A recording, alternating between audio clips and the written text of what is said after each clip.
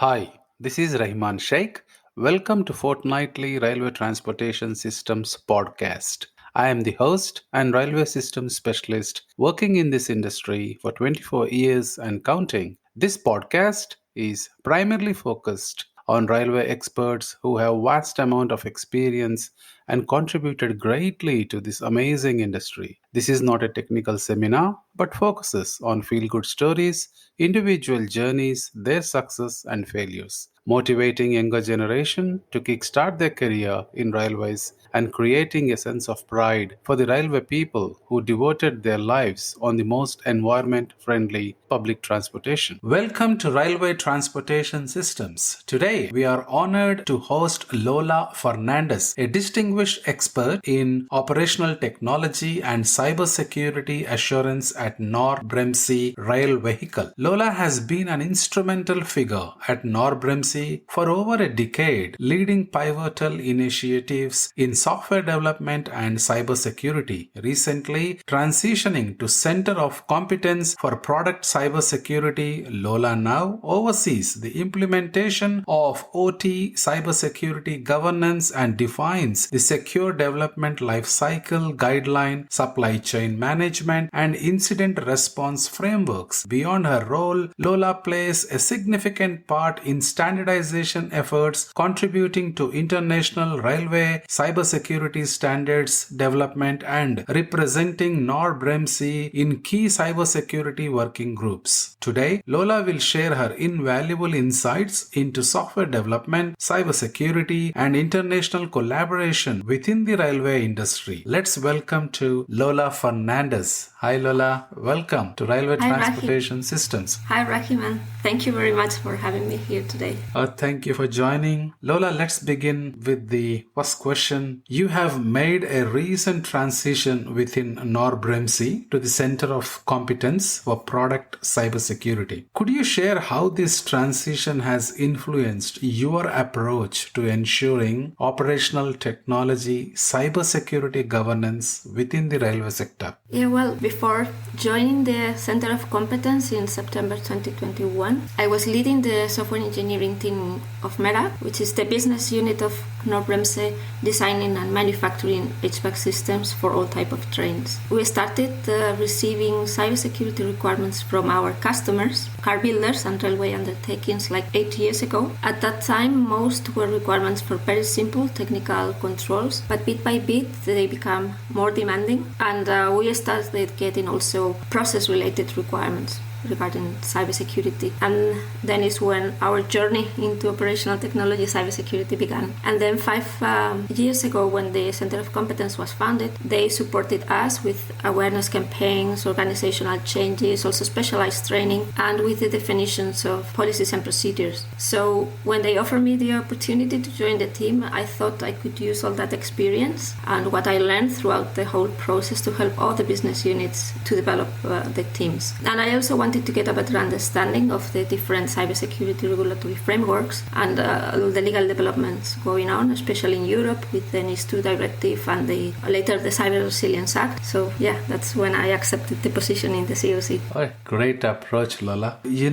Before I move to my next question, I got one small follow-up question for people who don't know. What is Center of Competence? Well, Center of Competence, at least as we understand it, it's a part of the organization which is transversal to all the business units. So it is not for only one specific area or for one specific location of the organization, and it is specialized in one topic. In our case, in product cybersecurity. So this is funded by the projects? Funded partly. Partly. Oh, great answer. Lola, I have been into your LinkedIn profile, and it's a great profile, by the way. What I have seen is in your previous role, you led initiatives in achieving level 2 of the CMMI Institute's capability maturity model for software development. How do you foresee this experience benefiting your current focus on developing the Secure Development Lifecycle guideline for product cybersecurity? Well, the CMMI model provides a framework for the organizations to improve their processes and their capabilities. It gives you guidance and recommends best practices that must be tailored to the organization and the business needs. And the ideas of process improvement and maturity levels of CMMI can be used when defining the Secure Development Lifecycle too. In fact, if you see, for instance, the IC 62443-4-1 for cybersecurity in industrial automation and control systems, they also use the maturity model, maybe with a slightly different definition of the levels, but they also use this maturity level concept. And also one of the main takeaways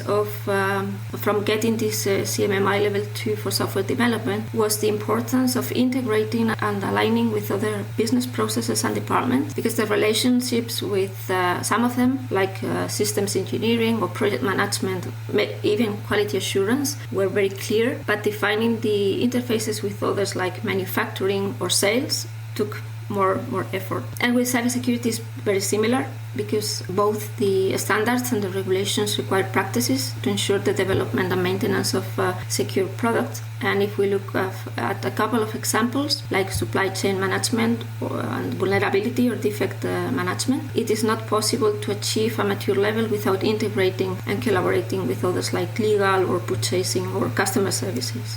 Great answer, Lola. Before I move on, I'm again asking you a follow-up question. For everyone to understand, can you abbreviate CMMI and explain it a bit more, please? Well, CMMI, it's a capability, maturity, model, and integration. The I was added later. At the beginning, it was only CMM. I don't remember the whole history. I know that now it is maintained by ISACA, and it started only focus on software development, but now the model has been extended and it can be applied to, I would say, almost any process, because it's about that. It's about best practices, about maturity levels and continuous improvement. And it is also very flexible, because you can scope to what you are going to apply. So I think it's a very good framework for process improvement. Wow, thank you. That's really informative, Lola. I know you're pretty famous in the standardization industry. I wouldn't say very famous. As a pivotal figure in standardization efforts, particularly in IEC TC 9PT 63452 and CLC TC 9X WG26, what are the key challenges and opportunities you face while contributing to the development of international cyber security standards for railway applications, please?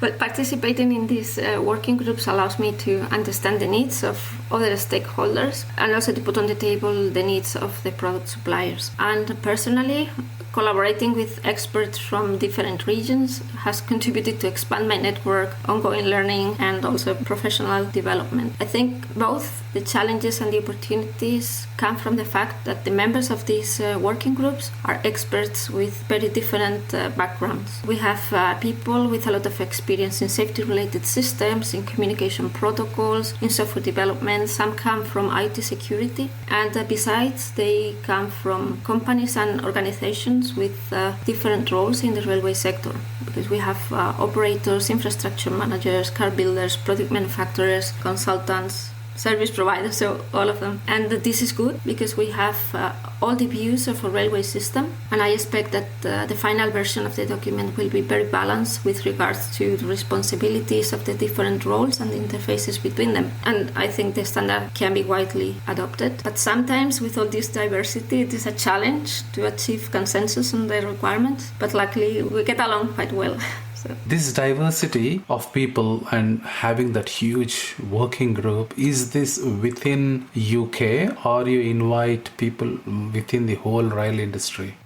You mean in the IC working group? Well, the IC is international, so we have people from, most of us or many come from the European working group who developed the TS 5701, but then when we started in IC, we also had members from China, from Japan, from Canada, Canada. Now we have also members from United States. So now it is really, really international. International. Yeah, great answer. Great insights. I didn't know this. Thank you for sharing, Lola. I'll move to my next question. With the dynamic nature of cybersecurity threats, how do you incorporate proactive measures within the Secure Development Lifecycle guideline to anticipate and mitigate potential risks in railway systems? Well, integrating security measures in the complete life cycle of railway products is crucial to address this dynamic nature of the cybersecurity threats so that our customers can enhance the resilience of the overall railway system. I would say that the practices in the 69443, but also NIST special publications for secure software development can help you achieve these objectives, building on the existing workflows or tool chains and programming languages that you already have in your company. We could, talk a lot of time about these practices and measures, but maybe to highlight 2 or 3, I would say product risk assessment, understanding the security context, so how the product is intended to be used, doing a specific threat model to determine the risks that the product is likely to face during operation and how to mitigate them. This will help you identify and prioritize the security requirements to implement later. I will also mention security testing, verification and validation. So I'm not limiting to penetration testing, but also giving importance to the verification and the adherence to secure coding guidelines, mapping of code reviews. And then for sure vulnerability handling, the complete life of the product. This doesn't mean that the solution is always to release a patch to be installed in the field, but that vulnerabilities are identified and tracked to closure, communicating them to the customer, and also maybe proposing them other mitigations or countermeasures which are not always installing a patch. Wow, as you said, Lola, we can talk quite long on this topic, but I want to elaborate it further. So could you elaborate on the importance of supply chain management in ensuring this robust cybersecurity practices in railway technology? What strategies do you employ to secure the supply chain effectively? Well, I think effective supply chain, security of the supply chain requires a collaborative effort of all the stakeholders in the supply chain, because most of us have this double role of supplier and acquirer, depending on if you look upstream or downstream the supply chain. I think it is vital to foster information sharing within the industry to stay informed about emerging threats and best practices. Within our organization, the first thing I think is getting the management commitment to support the overall supply chain cybersecurity strategy and allocate the necessary resources to implement it, of course. And then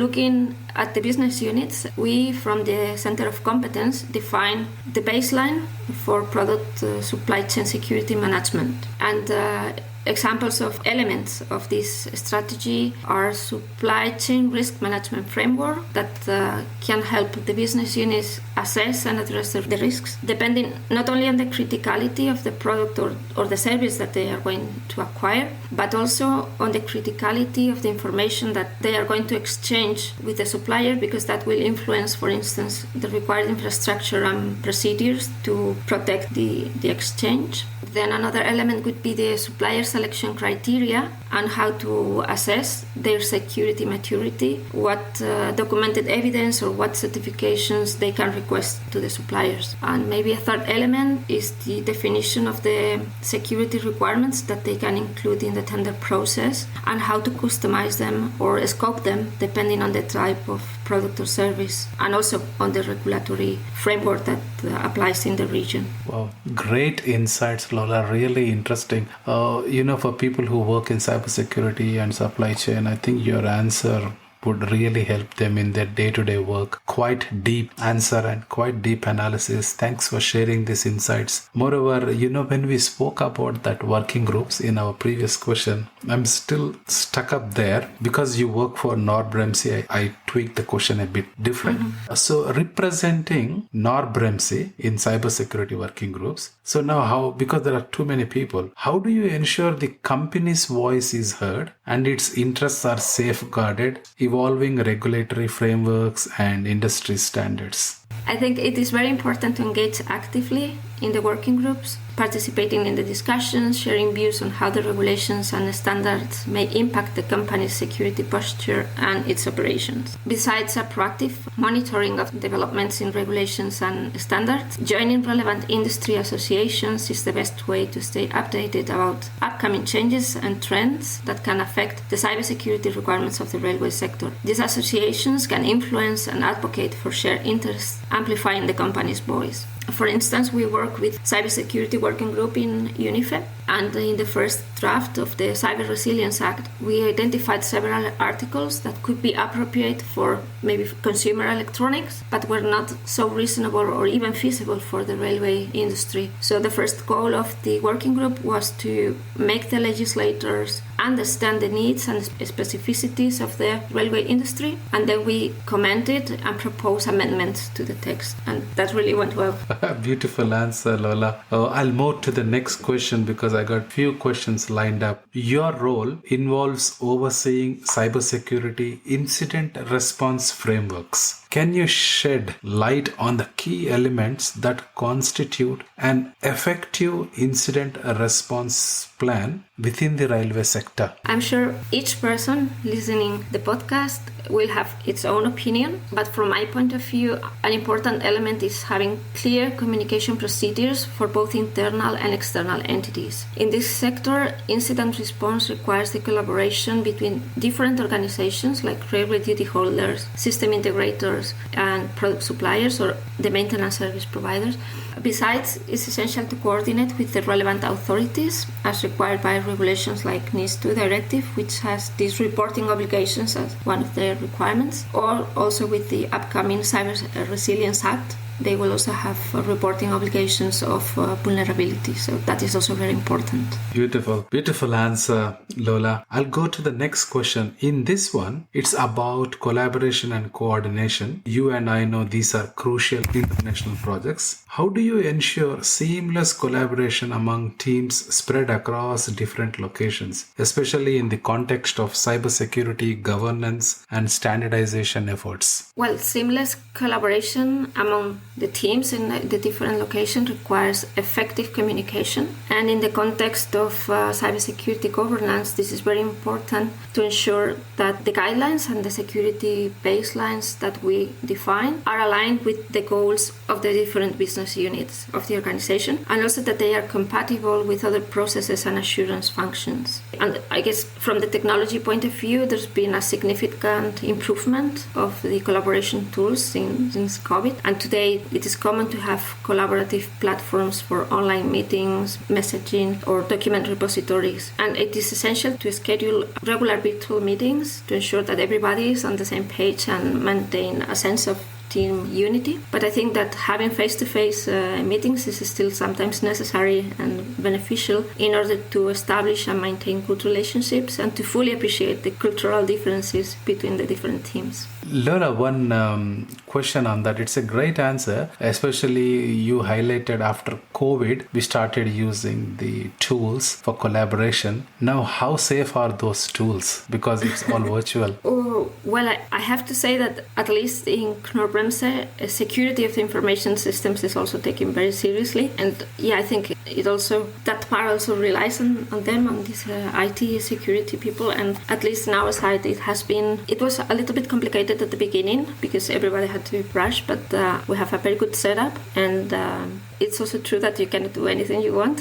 You have to restrict to what is defined and approved, and but I think it is working well. I think so. Thank you. You know, Lola, you are a leader within the Center of Competence for Product and Cybersecurity. As I read out in my intro, what advice would you give to other industry professionals seeking to enhance cybersecurity practices within their organizations, particularly in the railway sector? So, if you are just starting with cybersecurity, but you already have development processes in place, and I think many railway companies have mature safety-related processes, then you have a sound base and you can extend it with the cybersecurity practices. So choose the standard or framework that suits you best, like NIST, IC 62443 or the TS 5701. Do a gap assessment and then develop a plan to close the identified gaps. Also consider engaging with external partners, consultants or managed security services that can provide you with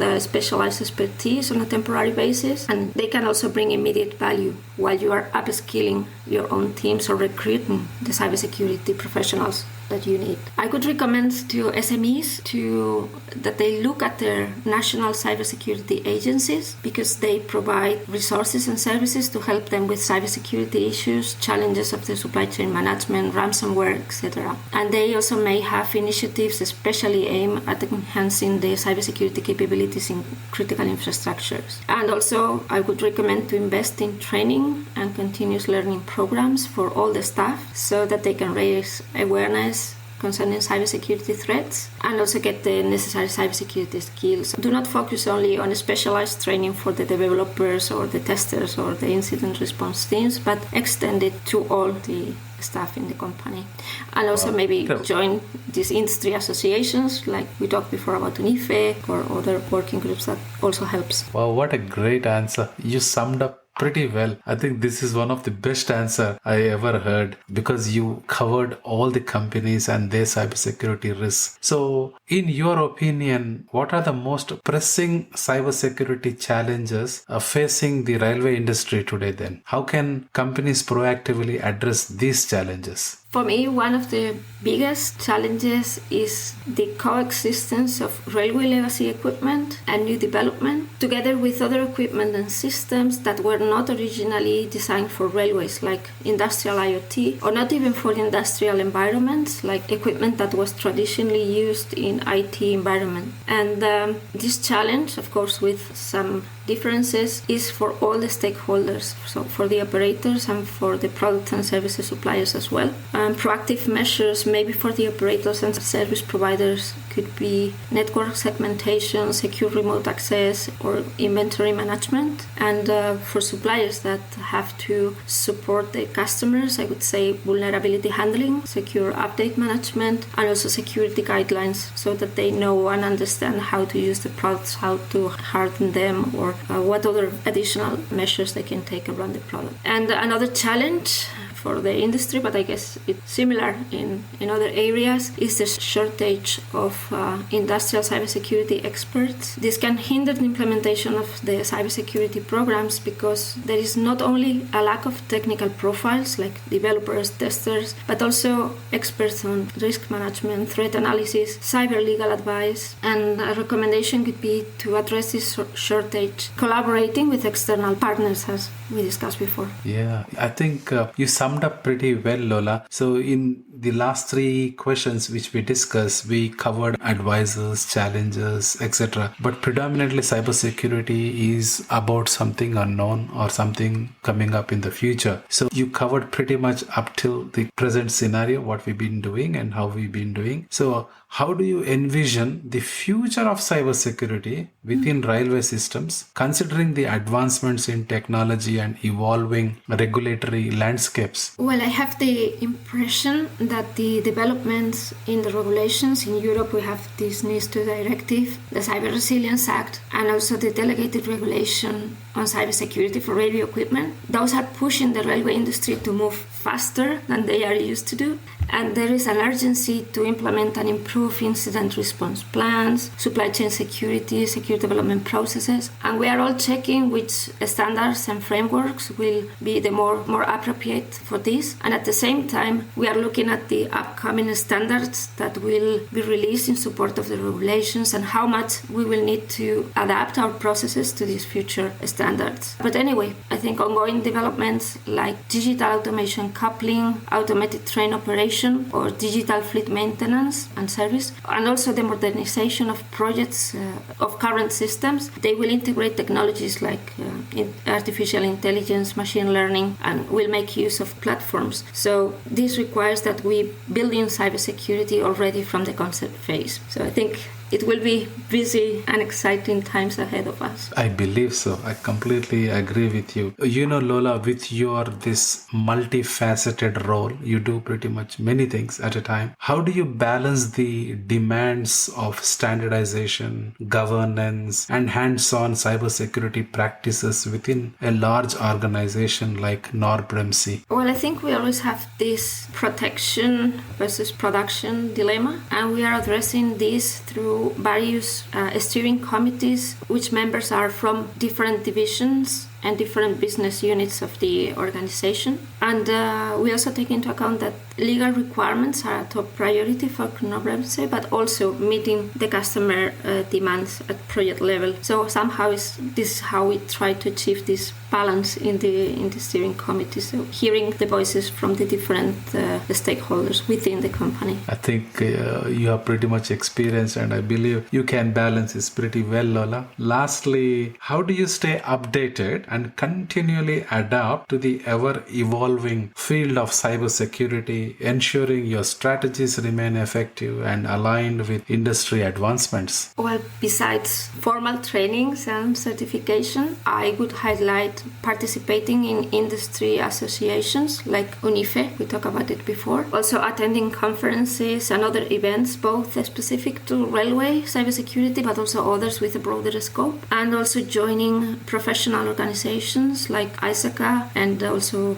I'm part of Women for Cyber, that offers resources and networking opportunities and also industry insight. And of course, there are also a lot of resources online, publications, webinars, podcasts, from which one can get very valuable perspective and understand cybersecurity trends. Lola, I still want to talk more in detail about cyber, but I have to let you go because it's 30 minutes podcast. Before leaving, do you have any advice for the cybersecurity professionals, especially in the railway industry, and for the younger generation who want to take up cybersecurity as their profession? Well, for professionals within the railway industry, I think we have discussed extensively, but I would insist on joining these professional associations because it's the best way to know and to engage with people with different roles, companies with different responsibilities within the whole railway system. And from young people, I would say cybersecurity, not only operational technology cybersecurity, also information technology cybersecurity,